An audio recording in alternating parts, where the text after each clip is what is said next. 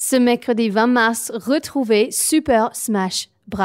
À 2 endroits, à 14h vers là-haut à la Flégère et puis ce soir à l'auberge de jeunesse à 21h30. Alors Super Smash Bros, c'est quoi? Une fanfare d'une dizaine de musiciens qui ne reprennent que de la musique originale des jeux vidéo. Sonic, Rayman, Pokémon, Mario par exemple. Le groupe est né en 2021, juste avant un hiver passé à l'intérieur à jouer que des jeux vidéo et de punifier les différents morceaux pour faire son premier coup d'éclat. Il va nous parler de Zilan. Moi, j'en ai aucune idée ce que c'est. En fait, je suis rejoignée par trois de la groupe ici. Salut les gars. Thibaut, Delphine et Sylvain. Salut. Bienvenue ou re-bienvenue à Chamonix justement parce que c'est pas votre première fois ici. Alors, moi je m'appelle Sylvain. Salut. Je suis un des créateurs du groupe. Je suis déjà venu une ou deux fois faire de la musique dans la montagne. Salut Sylvain. Et puis, on est rejoint aussi par Thibaut et Delphine. Aujourd'hui, on a du soleil avec nous, c'est-à-dire que tu vas monter dans les télécabines, sièges, etc.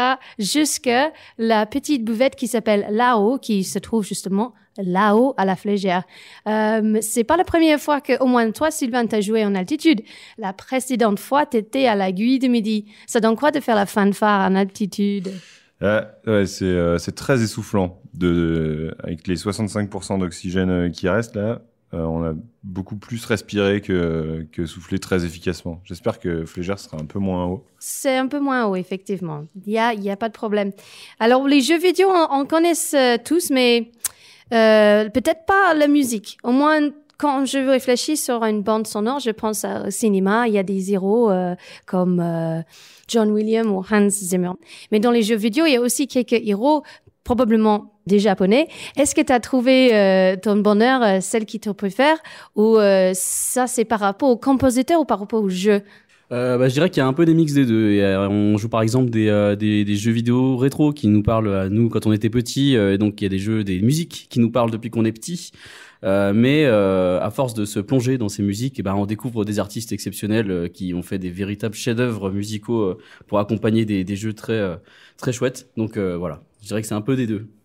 Et les jeux qui en parlent là, vous avez déjà mentionné dans votre mail vers nous Sonic, Rayman, Pokémon et Mario. C'est desquels que vous préférez? Tout le monde connaît en ce moment Mario parce qu'il y a le film qui est sorti l'année précédente. Moi, mon enfance, c'était plutôt Crash Bandicoot. Qu'est-ce que tu préfères, toi, dans ton groupe? Moi, ce que je préfère, je dirais que si je devais en choisir qu'une, ce serait probablement Hades. C'est un jeu vidéo indépendant dans lequel on incarne le fils du gardien des enfers et tu dois t'en enfuir. Et donc la musique est vraiment très chouette avec des sonorités grecques anciennes. C'est vraiment chouette comme musique. Et je pense que c'est celle que je préfère jouer au sein de la fanfare. Et Delphine, le jeu vidéo, c'est quelque chose que tu fais depuis ton enfance aussi ou tu as découvert plus tard avec ces garçons-là? Alors disons que moi plutôt ma spécialité c'est la musique et me suis fait démarcher par les copains qui voulaient faire plutôt du jeu vidéo et qui proposaient des chouettes musiques et je me suis arrêtée sur la musique des jeux vidéo ensuite. Donc j'ai fait du jeu vidéo un petit peu, je fais pas n'importe quel personnage d'ailleurs. À Age of Empires par exemple, mais j'en ai pas fait beaucoup et j'ai découvert vraiment l'univers en plongeant dans SSB. OK, parce que quand on parle de celle qui fait beaucoup, on parle de Zilan, peut-être connue mondialement, non? La Zilan, c'est un événement qui est organisé par un streamer assez connu, qui s'appelle Zerator, qui a lieu justement à côté de chez nous. Et du coup, a priori, la Zilan, c'est connu nationalement, pas mondialement, mais nationalement.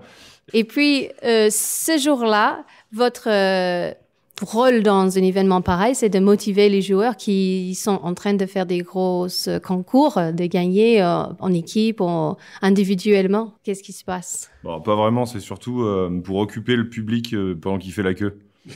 No way. Si. Si, parce que les joueurs qui jouent, il faut qu'ils restent concentrés, tu vois, donc on va pas aller leur jouer des trucs dans les oreilles. OK, d'accord. C'est pour faire l'animation à côté. Et si on vient vous voir ce soir à l'auberge de jeunesse, 21h30, c'est pas la musique file d'attente? On joue pas de la musique de file d'attente. On joue de la musique qui groove et qui déchire, en fait, j'ai envie de te dire. C'est super ce qu'on fait. Donc, la musique de jeux vidéo, c'est tellement de styles différents réunis dans notre groupe que n'importe qui peut y trouver son bonheur, je pense. Et du coup, si vous y croyez pas, venez voir, on va vous sécher. C'est ça. Venez voir, ou allez les voir, je dois dire, à la Auberge de Jeunesse ce soir à 21h30 à Chamonix-Mont-Blanc. Ça se trouve au Pèlerin d'en haut et c'est gratuit. C'est totalement gratuit. Et puis, ce journée-là, si tu as l'envie, ça se passe vers 14h à la buvette là-haut, tout en haut de la Flégère. Est-ce que vous avez des choses à dire pour nos auditeurs, peut-être pour vous suivre sur les réseaux pour la suite? Sur les réseaux, on est présent sur Facebook, YouTube et Instagram. Notamment sur YouTube, on vient de publier une série de vidéos assez récentes, dont on est assez fiers. Donc, n'hésitez pas à y faire un tour. Hein, c'est Super Smash Brass. Et nos prochaines dates, par exemple, on va aller à Salon de Provence en juin prochain pour un festival. Et on va à Paris le 4 avril rejoindre une autre fanfare et on va faire la teuf avec les copains. Bon jeu. Dans les deux sens. Oui.